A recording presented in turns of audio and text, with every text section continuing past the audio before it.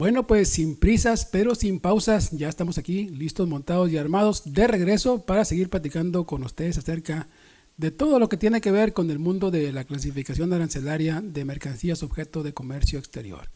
Esto se llama Acá Ente Aduaneros, soy su amigo Jorge Sandoval, les doy la bienvenida y vámonos directamente al punto, al tema del día de hoy. Hoy vamos a estar platicando acerca de la importancia de estar bien informados. La información, el flujo de información y lo importante y relevante que esto pues puede llegar a ser cuando clasificamos mercancías. Mira, cuando hablamos de clasificación arancelaria, déjame decirte que yo siempre he peleado que la fracción misma se emite en forma de un dictamen. Te voy a decir porque mira, un dictamen es una resolución técnica y experta que se da sobre una cosa y bueno, de hecho se convierte en una opinión discutible, es una de las características de un dictamen. Puede hacerte poco sentido lo que te comento, pero vamos a ponerlo en la estricta práctica. Mira, en la práctica, como les comento, tenemos varias figuras que se nos oponen regularmente cuando emitimos una fracción arancelaria. Uno de ellos, primero que nada, pues es el mismo importador. Cuando hablamos de importaciones y clasificamos mercancías, por lo regular el importador va a querer que pues, le demos la fracción arancelaria que menos paga y la que menos requiere. Por lo regular eso llega a suceder. Entonces aquí pues ya tenemos la primera figura que puede oponerse a nuestro criterio. Entonces se hace un debate, se hace discutible y por eso es que digo que se emite la fracción arancelaria pues en forma de un dictamen. Otro pues puede ser el mismo exportador o lo que le llamamos proveedor en ocasiones, porque por ejemplo, en el caso de los certificados de origen que se declara ahí el tema de la fracción arancelaria, a veces cuando nosotros queremos unificar el código arancelario en el certificado y no hay manera por diferencia de criterios, se le solicita al proveedor que pues corrija el documento y pues como es el firmante, él se opone a veces, el proveedor o el exportador, pues por no estar de acuerdo con la fracción arancelaria que estamos emitiendo. Entonces en esos casos pues también nos encontramos con otra figura que puede llegar a oponerse a nuestro criterio y ahí pues también caemos en el tema de lo que les digo que es un dictamen. ¿Por qué? Porque hay diferencias de opiniones y puede ser debatible. Tenemos también la tercera figura que bueno es la más importante y es la que cuidamos por lo regular, que es la autoridad aduanera. En caso de un reconocimiento o una verificación física de mercancías, cuando la autoridad ejerce sus facultades de comprobación, básicamente en un rojo, como le llamamos, a veces puede haber diferencias de criterios. Y entonces aquí sí está un poquito complicado el asunto, porque podemos, en opinión favorable para la autoridad, pues podemos caer en infracciones y sanciones por consecuencia, y pues pueden ser infracciones muy importantes, ¿verdad? Pueden afectar intereses tanto económicos como también en el tema de patentes aduanales y de padrones de importadores. Entonces aquí sí estamos de pronto en un escenario un poco más importante, ¿verdad? Pero igual, es como les comento, ese es el tema cuando yo digo que se emite la fracción en forma de un dictamen.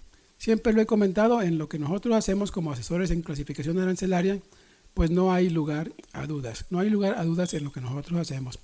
Y para ello, pues es importante que tengamos la información técnica a la mano, todo lo que sea de soporte técnico para poder sustentar nuestro criterio, pues es importante. He aquí el tema del día de hoy. Mira, para clasificar una mercancía, pues requerimos información sobre su naturaleza, sobre su estado, su composición o constitución química a veces, de qué está hecha la mercancía. Por lo regular ejercemos esta forma de clasificar cuando se trata de los primeros 81 capítulos de la tarifa, ¿verdad? Desde animales vivos hasta el último de los metales comunes. Entonces, aquí, bueno, es donde utilizamos esta necesidad de información, ¿verdad? Naturaleza, composición, materia constitutiva y ese tipo de información. Por otro lado, pues también tenemos que saber el tema del uso y función de una máquina, de un aparato o de una herramienta. Eso, bueno, cuando clasificamos mercancías partiendo del capítulo 82 al capítulo 97. Sabemos que el capítulo 98 pues no agrupa mercancías, pero agrupa operaciones especiales. Entonces, del 82 hacia el 97, pues estaríamos necesitando información sobre uso o funcionamiento de las mercancías, incluso su forma de presentación. A veces también tenemos que ver si se presenta en juegos, en piezas, en diferentes tipos de unidades de medida que pueden afectar también la clasificación de mercancías. Mira, como asesores en clasificación, pues somos expertos en el manejo de la legislación arancelaria, o sea, de la ligie, por consecuencia de la tarifa, de la que conocemos como TIGIE, pero pues no somos expertos en temas técnicos, ¿verdad?, a simple vista, porque tenemos, bueno, una de las cosas que tenemos que ejercer como clasificadores, pues es la verificación física. Entonces, a simple vista, pues no podemos obtener información que nos ayude 100% a la identificación de la mercancía, sobre todo cuando se trata de mercancías de difícil identificación. Sin embargo, déjame comentarte que en el mundo de la clasificación, a nosotros como asesores en clasificación arancelaria, pues se nos exige conocer en términos generales diversidad de temas. Déjame te comento algunos, y son muchos, de hecho, los que tenemos que conocer. Por ejemplo, tenemos que conocer algo de veterinaria, algo de nutrición. Si clasificamos alimentos, tenemos que conocer de nutrición, algunos datos nutricionales. De veterinaria, bueno, pues cuando clasificamos animales vivos, tenemos que saber de especies, de muchas cosas, de diferentes tipos de animales y cuidados de los animales, ¿verdad? De botánica, pues no se diga, si clasificamos algunas plantas vivas o algunos tipos de géneros diversos de plantas vivas, pues tenemos que saber algo de ellos. En química, pues tenemos que saber también mucho de composiciones, algo de química orgánica, algo de química inorgánica, por lo menos términos básicos. Debemos saber, por ejemplo, también de agricultura. Si vamos a clasificar algunos artefactos o algunas máquinas agrícolas, pues tenemos que saber. Incluso también tenemos que saber algo de abonos minerales, de algunos fertilizantes. Repito, en términos generales, pero tenemos que conocerlo. También de medicina. Si vamos a clasificar algunos medicamentos, algunos medicamentos dosificados, algunos no, algunos productos químicos también, equipos médicos también hay que conocer, de textiles también hay que conocer, de mecánica, de combustión interna, fundición, por ejemplo, en fundición de metales, también hay que conocer de aleaciones de metales, arte, colección, armas, óptica, cálculo, etcétera. Hay muchos temas que tenemos que dominar. Debemos tener, por lo menos en términos generales, ciertos conocimientos en estos sectores, pues para obtener datos que coadyuven a la ubicación de la mercancía en la tarifa. Y de ahí la importancia de tener base informativa sólida, ¿sí? Tener la información necesaria. Por ejemplo, en caso de químicos, textiles o aleación de metales, y algunos lubricantes o preparaciones de limpieza, pues es importante tener a mano la hoja de especificaciones técnicas. Ojo, aquí quiero comentar con ustedes un tema importante. En ocasiones, muy a menudo los proveedores o los importadores nos hacen llegar la hoja de seguridad como si esta fuera la hoja que necesitamos para clasificar. Le solicitamos información técnica. Solicitamos la hoja de especificaciones técnicas o el certificado de análisis y nos mandan el que conocemos como el MS-10 o la hoja de seguridad. Esta hoja de seguridad, déjame te comento, no es suficiente para que nosotros como asesores en arancelaria podamos identificar una mercancía. Si tomamos temas a algunos aspectos generales que nos ayudan, por ejemplo, el nombre comercial, que ahí en esa hoja de seguridad pues se establece el nombre comercial, o también a veces los ingredientes en orden de predominio, que también pueden ayudarnos a ello. Pero la hoja de seguridad tiene su función. Mira, el MS-10 se provee para efectos de interpretación en casos de algún derrame químico, por ejemplo, en el tema de transporte o en el tema de manejo en almacén. Si hay algún derrame, hay algún contacto físico con las personas, algún tema de inhalar o de ingerir, bueno, pues esa hoja es importante porque contiene datos específicos de la mercancía para ese tipo de situaciones.